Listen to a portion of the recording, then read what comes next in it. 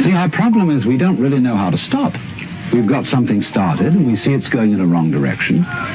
And I think the difficulty is, to borrow an old Chinese saying, that when the wrong man uses the right means work in the wrong way. In other words, there's something wrong with the way we think. And while that is there, everything we do will be a mess. Now, what is it that's wrong? Now, as far as I can see, the basic mistake is that we've invented this wonderful system of language and calculation, and that it is at once too simple to deal with the complexity of the world, and also we are liable to confuse that system of symbols with the world itself, just as we confuse, say, money with wealth. A lot of people are in business to make money instead of wealth. When they make the money, they don't know what to do with it. And so in the same way, we confuse happiness with status, and we confuse ourselves as living organisms, which are one with this whole universe, with something we call our personality. Now, what is our personality? Our personality is what we call our image of ourselves, and also our thought about ourselves, our idea of ourselves. This is the person. In other words, what people meet and understand, and what I understand as Alan Watts, is a big act which is not really me. Because in the image of Alan Watts, there are not all my unconscious processes, both psychological and physical. The construction of my brain is not contained in the concept Alan Watts, and the concept Alan Watts does not contain the inseparable relationships which I have with all the rest of the universe. And therefore that concept is a fraud. And when it's mistaken for the real me, there's a confusion, because if somebody says to me, Alan Watts, do something about it, the concept Alan Watts can't do anything. In other words, because it's only a concept, you can't make it lift a weight, just as 3 is a concept. 3, the number. You can't make just plain 3 do anything. So also you can't wrap up parcels with the equator. It's a useful imaginary line, but it can't do anything. But we all feel that this concept of ourselves, which we call our personality or our ego, can do something, because we think it really exists. And I'll tell you why we think it exists. What happens when if I were to say to you, now look hard at the television screen, really look at it. What do you do, as distinct from just watching it in the ordinary way, when you say, now I really got to see that? What do you do? Notice that you tighten muscles all around here, that you frown a little, you clench your teeth perhaps.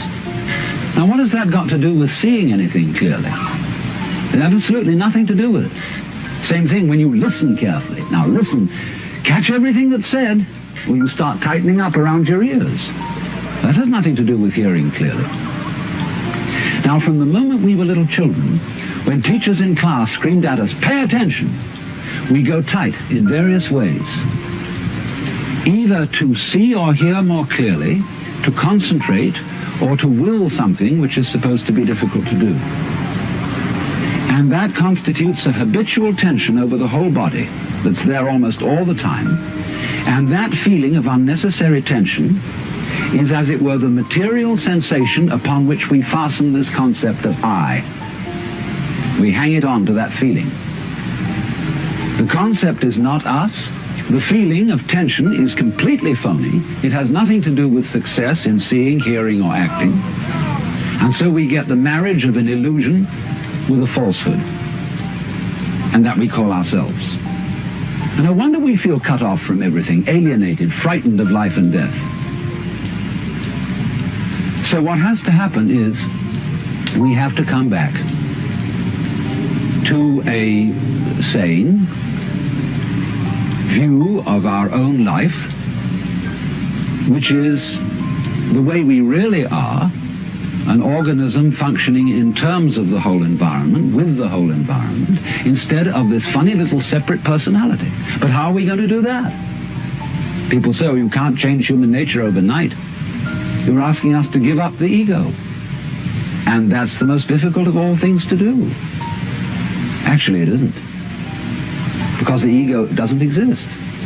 But of course, if you try to give up your ego with your ego, then it'll take you to the end of time. Because this is the point.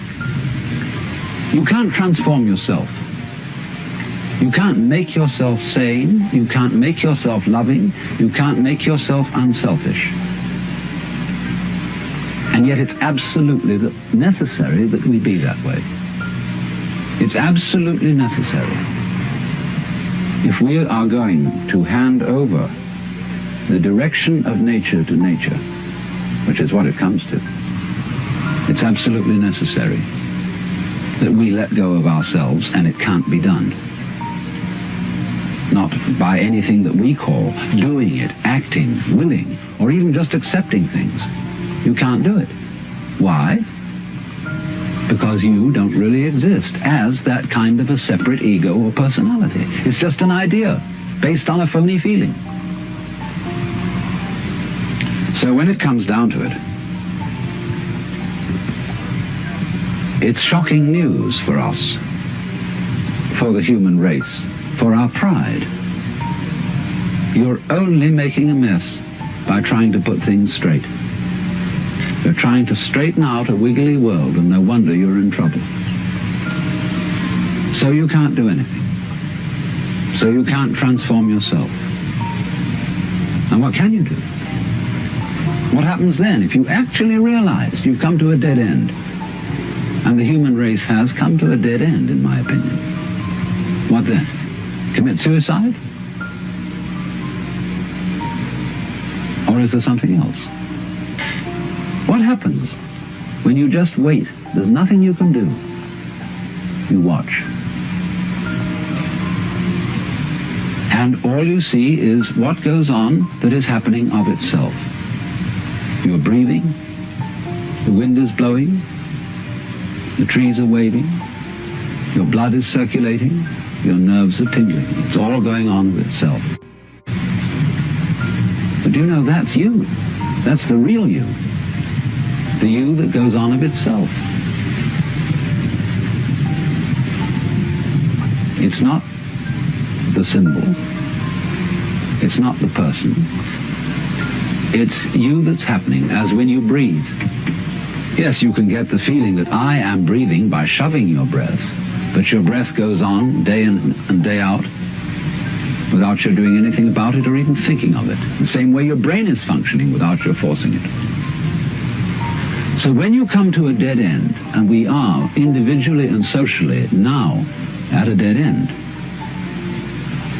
this is the moment of which it is said man's extremity is God's opportunity. Because we have to stop. And when we stop, we find a world that is happening rather than being done, being shoved. And that happening, as distinct from doing, is our fundamental self. And our fundamental self is not something just inside the skin. It's everything around us with which we connect. When you look out of your eyes at nature happening out there, you're looking at you. I'm not going to say what we should do from then on, but simply that before we think of doing anything in this critical situation, we realize the completely illusory nature of the beings that we think we are, and get back again to the beings that we really are, which includes all this outside world, no longer left outside.